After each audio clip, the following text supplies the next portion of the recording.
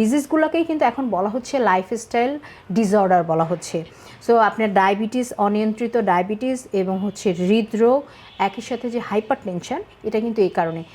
বর্তমানে যদি একটু লক্ষ্য করি, আশেপাশের প্রায় বেশিরভাগ মানুষ হাঁপানি, হৃদরোগ, ডায়াবেটিস, প্রেশার সহ বিভিন্ন রোগে ভুগছে। আসলে এর মূল কারণ কি?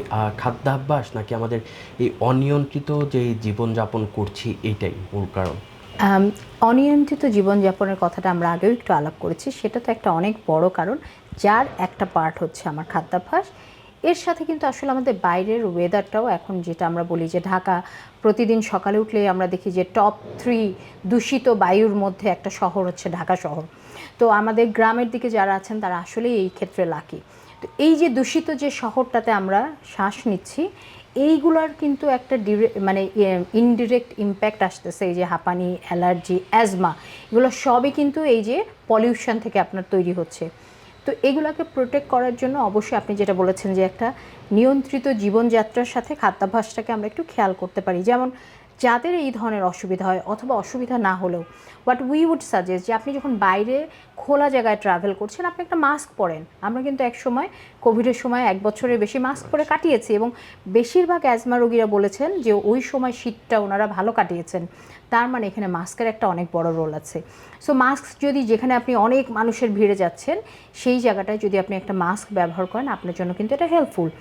সেকেন্ড হচ্ছে, যখন আপনি বাইরের এরকম জায়গা থেকে, অনেকে বাইক চালিয়ে আসলেন, রিক্সা আসলেন, বাসে আসলেন, তাদেরকে এসেই যেটা আমরা বলি যে ইমিডিয়েটলি হাত মুখ ধুয়ে ফেলেন।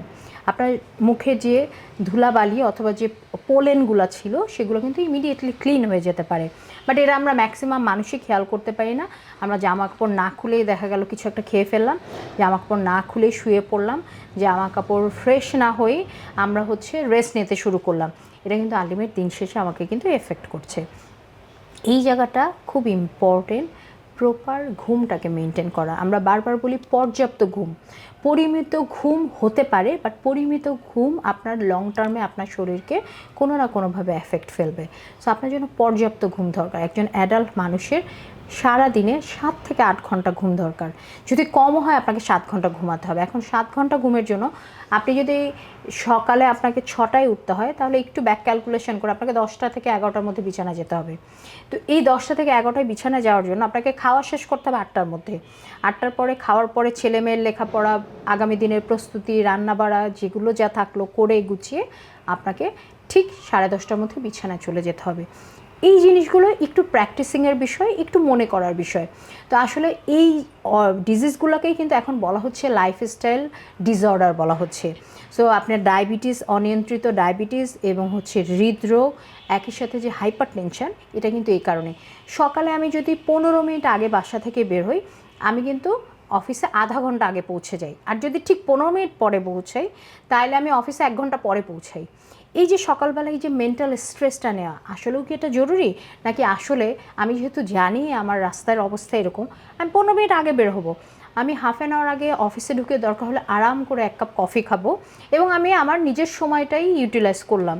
সেক্ষেত্রে কিন্তু আপনার এই যে সকালেই মেন্টাল স্ট্রেস, যেটা ইমিডিয়েটলি আপনাকে ইম্প্যাক্ট ফেললো সারাদিনই আপনি একটা, যেটাকে বলে আমাদের অস্বস্তির মধ্যে দিয়ে যাবেন, বা একটা আপনার ভেতরে একটা ইরিটেশন কাজ করতে থাকবে। এটাকে কিন্তু আপনি অ্যাভয়েড করতে পারলেন। একইভাবে রাতের খাবারটা, যদি আপনি মনে করেন রাতে এসে রান্না করে আপনার পরিবারকে প্রপারলি টাইমলি খাবার না দেওয়া যায়, আমার বাসায় কিন্তু সিস্টেমটা এরকমই যে আজকে রাতে যেটা রান্না হবে সেটা কালকে রাত পর্যন্ত চলবে। একটু খেয়াল করেন, মানে আজকে রাতে যে রান্নাটা হবে সেটা কালকে দুপুর আর কালকে রাতের জন্য। ইটস ওকে, যেহেতু আমরা ওয়ার্কিং। আর যারা ওয়ার্কিং না, তারা তো সকালে জিনিসটাকে ওইভাবে রেডি করতে পারেন যে দুপুর আর রাতের খাবার।